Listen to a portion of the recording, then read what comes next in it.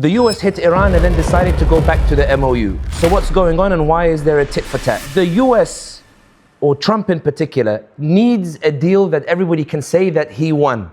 The Israelis don't want a deal, and Iran wants a deal that at least enables them to transform what they see as their military gains and their PR gains into tangible gains. Specifically, the Iranians want the unfreezing of the billions of dollars, they want the lifting of sanctions, and they want access to funds that will enable them to rebuild their economy. One of the problems that Trump has is the leverage that Iran is actually able to deploy, particularly the Hormuz Strait, and particularly its propensity or its willingness to deploy military force in order to protect Hezbollah, its proxy in Lebanon. And during these negotiations that are taking place, the MOU is supposed to allow 60 days of negotiation. Trump wants to weaken that leverage. Him and the Israelis, they want to weaken the leverage that Iran has in order to be able to resist the terms that Iran wants to impose, specifically with regards to the access to the funds. That is not particularly popular insofar as Trump is fearful that people will perceive it as a surrender or as a weakness on his part. So the US are trying two things. The first is they have tried to clear an alternative route in the Hormuz Strait, by which they are telling ships that whatever Iran imposes on you, you don't need to use their routes. You don't need to go through the route that Iran is imposing on you. You don't need to pay any tolls to the Iranians. Here's a route that we've cleared. It's near the Omani side. Go through it and you will be able to go without any pressure from the Iranians. The Iranians, realizing that Trump is trying to weaken that leverage of the Hormuz Strait, the most powerful leverage that Iran deployed in order to get the Americans to back down and actually start those negotiations, the Iranians realize that if they lose the leverage of the Hormuz Strait, then their negotiating position at the table becomes significantly weakened. And therefore they sent a drone towards the ship that was making the first attempt to go through this US carved route in order effectively to say to Trump and to say to all ships that no matter what Trump promises you, no matter what he says to you, we are the ones who are in control of the Hormuz Strait, and until we get what we want in this deal, no ship will be able to pass through without consulting with us. Trump, seeing that the image of US power, think about it this way, a ship is told by the United States of America that it can go through the Hormuz Strait. And then Iran comes in and says, no way, I don't care what the US told you, we're not allowing you to go through. And they physically prevent the ship from going through. For the US, that's another blow to its image as the superpower that has military strength. And therefore they went and hit Iran to effectively say that if you are going to try to pressure us like this, we can also hit you and hurt you too. It's almost like they are lashing out to say, no, we're still strong, we're still strong.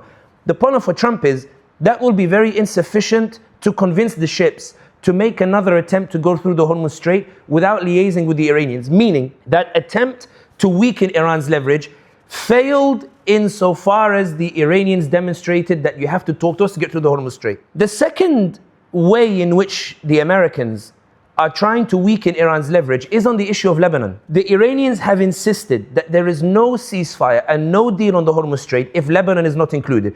And a lot of that has to do with Iran's desire to demonstrate to its allies and to its proxies that it's willing to go above and beyond to defend them. Iran wants to show that if you are my friend, I will not abandon you. I'm not like the other regional powers who cast you aside whenever things go rough or things are tough. I'm willing to fire missiles at Tel Aviv in order to pressure them to leave Hezbollah alone. I'm willing to protect the militias that are in Iraq to ensure that they are able to designate the prime minister of their choice. I'm willing to recognize the Houthis in Sana'a and to help them in order to ensure that they are able to entrench themselves. Iran is saying, I will not abandon my allies.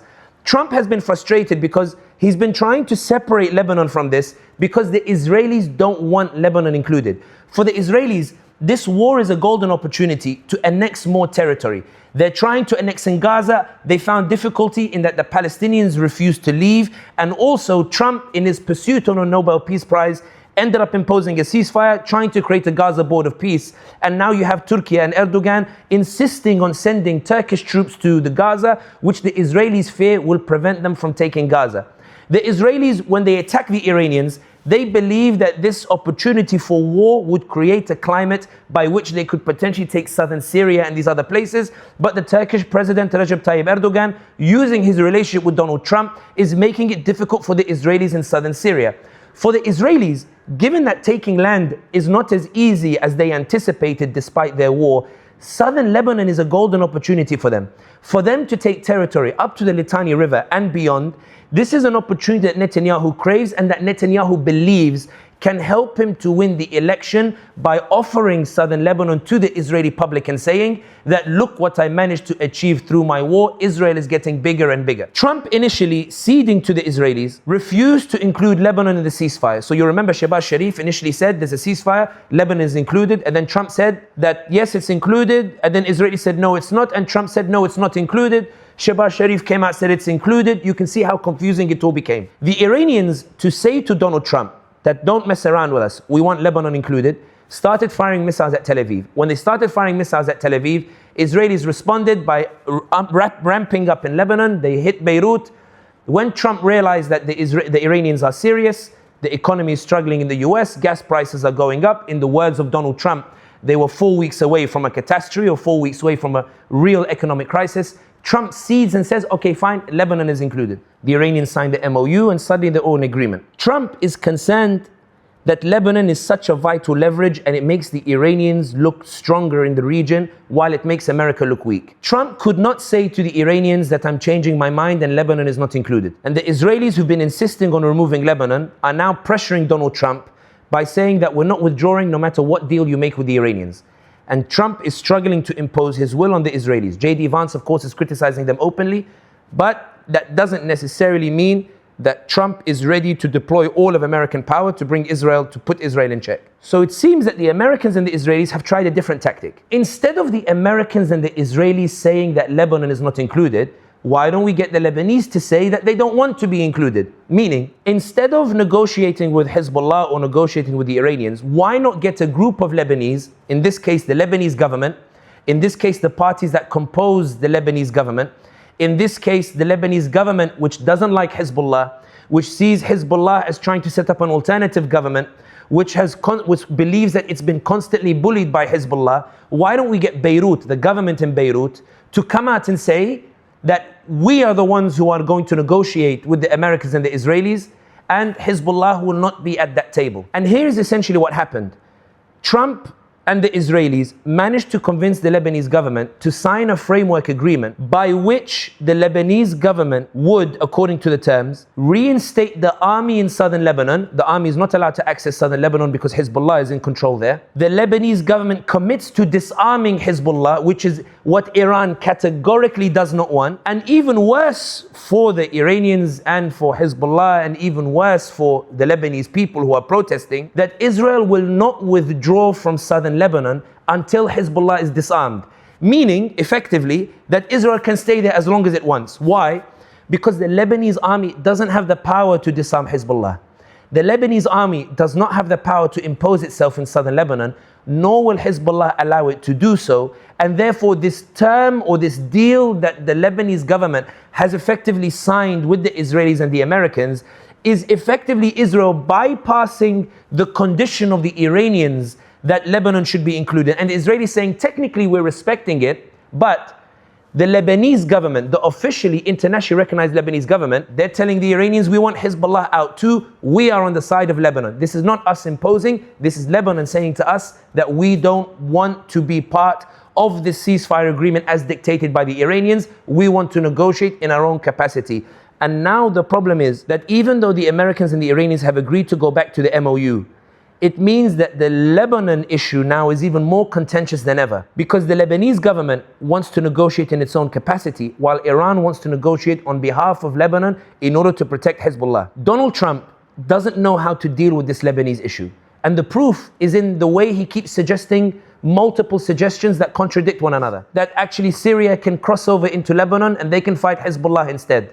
When Syria says, no, I don't want to fight Hezbollah on the behalf because Syria fears that if Hezbollah is defeated, Israel will really go after Syria.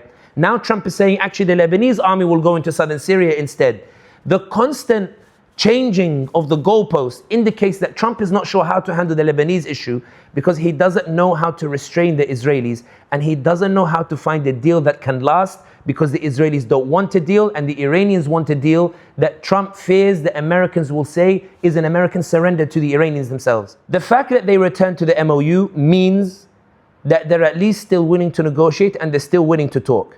And it may well be, and this is perhaps where Trump and the Israelis diverge, that maybe Trump, what he might settle for is Lebanon normalizing with the Israelis. Is Lebanon basically saying that we will establish official talks, we'll go to Washington, we'll talk with the Israelis, we'll normalize with the Israelis in exchange for the Israelis withdrawing from southern Lebanon.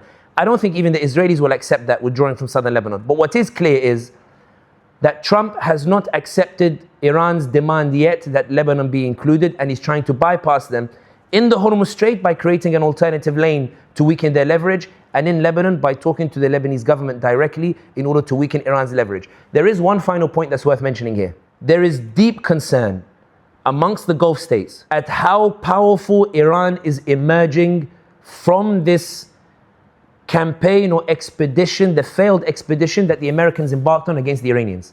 There's a deep concern that Iran has not only come out stronger, but that its proxies in the region have become emboldened. Consider that although Iran shut the Hormuz Strait, which caused significant leverage enough to make the Americans go back to the negotiating table, Iran refrained from shutting down the Bab al-Mandeb where the Houthis are. Meaning the Iranians didn't even use the maximum power to pressure the Americans, so they could also ramp up as well, which is why you see all of these infrastructure projects now being suggested, the Hijaz Railway, the acceleration of the oxygen port on the Red Sea of the Saudi coast. You're seeing all of these take place because the Gulf states are unsure that now it's demonstrated the Americans can't really protect us. Now the Gulf states have to go to Tehran and make their own bilateral agreements, giving Tehran money to say, please, take us off your target list. And you'll notice that when the Iranians retaliated against the Americans hitting the Iranians, they didn't hit Saudi, they didn't hit Qatar, they didn't hit the UAE. They didn't hit the three nations that made bilateral agreements. They hit the nations that didn't, Kuwait and Bahrain. Meaning Iran is respecting those bilateral deals that were agreed upon without the intervention or interference of the Americans. These are countries, US allies, that said, I don't trust the US, I'm going to go towards and negotiate with the Iranians themselves because I no longer trust the Americans to protect me. The Iranians did not use maximum leverage, and the Gulf states, it may well be that the Gulf states are in favor of the Lebanese government having an increased role as a check on Hezbollah capitalizing on this momentum to recover and become stronger. Meaning, this may not be just Trump and the Israelis who are convincing the Lebanese government to bypass Iran in the negotiations. This may well be an attempt by the Gulf states to say that we want a deal, and we want peace, and we want the MOU to succeed, and we want peace to reign, but not on the terms that Iran wants. We don't want war like the Israelis, but we don't want peace like the Iranians want. We want something that appears to be more balanced, and therefore we want to see the Lebanese government play a more significant role. Meaning that these three different tracks are why the Lebanese government could be either the issue that ruins the deal, or perhaps the issue that ensures that although America signs a deal that in effect is a defeat, the Iranians don't necessarily get everything they want, neither do Hezbollah. Everything remains in flux, and we wait to see what happens.